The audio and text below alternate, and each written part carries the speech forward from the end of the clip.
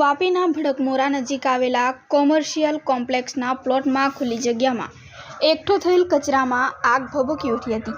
આગ લાગતા જ દુકાનો, પેટ્રોલ પંપ અને કંપની સંચાલકોમાં ગભરાટ ફેલાઈ હતી અને આગની જાણ ફાયર વિભાગને કરવામાં આવી હતી, જેથી સ્થળ પર આવી નોટિફાઈડની ફાયરની ટીમ પહોંચી હતી અને ગણતરીના કલાકોમાં જ આગ પર કાબૂ મેળવી લીધો હતો।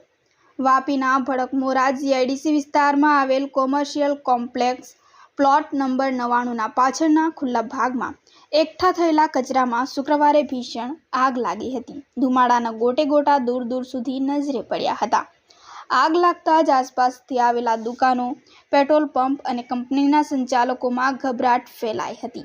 આગની જાણ થતાં જ ફાયર વિભાગને કરવામાં આવી હતી। ઘટના સ્થળે વાપી જીઆઈડીસી નોટિફાઈડ યુનિટ 1 અને 2ની ફાયરની ટીમ ઘટના સ્થળે પહોંચી હતી અને સાવચેતીપૂર્વક પાણીનો મારો ચલાવી ગણતરીના કલાકોમાં જ આગ પર કાબૂ મેળવ્યો હતો।